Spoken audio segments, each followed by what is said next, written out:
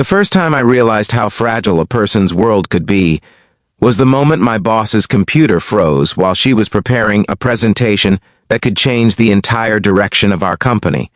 But the real shock didn't come from the fried motherboard, the corrupted files, or the pressure clawing at her voice. It came from a single photo hidden in one of her private folders, the image of a woman who looked nothing like the strong, polished leader everyone believed her to be. She looked fragile, almost broken, as though she were holding the world together with trembling fingers. And when she stepped into the room and found me staring at that picture, she asked quietly, "Do you think I'm pretty?" It was the kind of question that carried years of buried pain. If you believe in kindness, in giving people the second chances they often desperately need, please like, comment, share, and subscribe right now. Your support truly helps this channel grow and continue telling stories that matter. Her name was Claire Morgan, a 41-year-old operations director at a manufacturing firm in Columbus, Ohio, where I, Jason Reed, worked in the IT department. She had always been the kind of boss who walked with her chin up and shoulders squared, a leader who never flinched, never stumbled, never showed cracks. That day, though, everything about her felt unguarded, almost human in a way I had never seen before. I had been called to her office because her laptop had crashed minutes before her scheduled virtual meeting with the company's biggest client. The moment I sat at her desk, I felt her tension hanging in the air like heavy fog, coffee half finished, papers scattered, and her breathing uneven, as if she had run up a flight of stairs or spent the morning swallowing her frustrations whole. I started troubleshooting, clicking through recovery screens, repairing file paths, praying the system would cooperate. That's when I stumbled onto the image. It wasn't labeled. It wasn't. Hidden deep. It sat in a miscellaneous folder, as if she had once been too exhausted or too careless to tuck it away. It showed Claire sitting alone on a park bench, her hair tied loosely, her makeup smudged, eyes red from crying. Her smile was forced and trembling, as if she were trying to convince herself she still mattered to someone. The vulnerability hit me harder than I expected because at work, she was steel, she was precision. She was the woman who corrected everyone's mistakes but never acknowledged her own. When she walked back into the office and saw the photo on the screen, her breath caught. Her eyes softened for a moment before she asked that unexpected question, quiet, slow, almost fragile. That moment marked the beginning of a story I didn't know I was stepping into. The photo was from 3 years earlier, she later explained, during the worst period of her life. She had gone through a devastating divorce, lost her mother, and spent months hiding her grief behind corporate poise. She told me she kept the picture because it reminded her of how far she had come, or how far she still had to go that day, though she wasn't her usual self. She confessed she had been feeling the heaviness again, old wounds reopening under new pressures. I had never been the person someone confided in, especially not someone like Claire. I was a 29-year-old IT tech who lived quietly and worked quietly, the kind of guy who avoided office drama. But something about her expression that day made me stay longer than I needed to, offering small reassurances I didn't know she desperately needed. Over the following weeks, things slowly changed. She began calling me for small tech issues she could have handled herself. Forgotten passwords, jammed printers, software updates.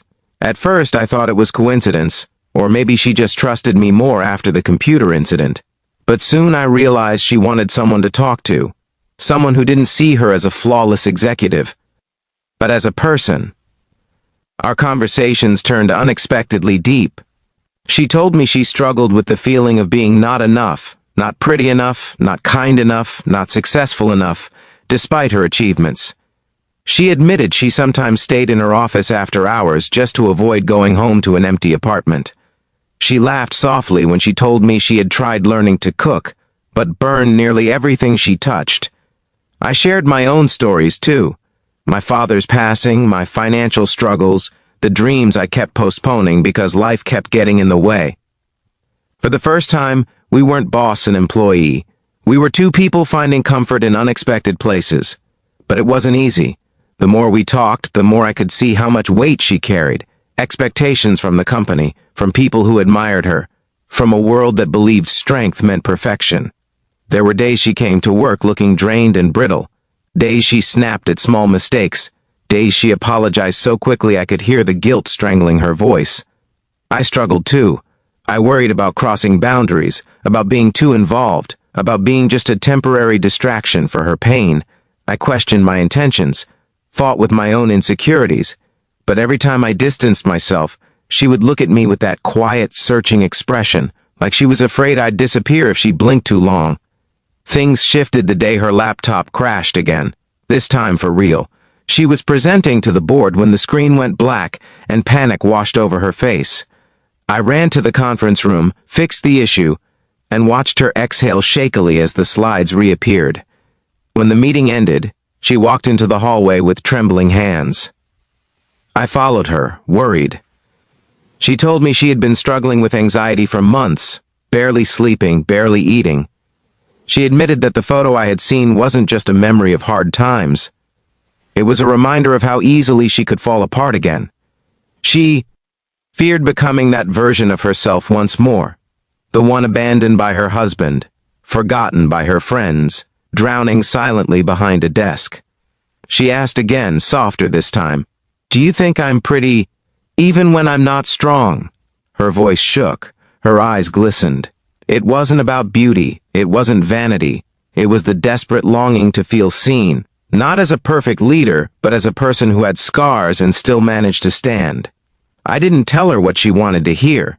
I told her the truth, that her beauty didn't come from flawless makeup or flawless decisions, but from the courage she had to keep going even when she felt weak, from her kindness toward the people she secretly helped, from her resilience, her compassion, her quiet bravery.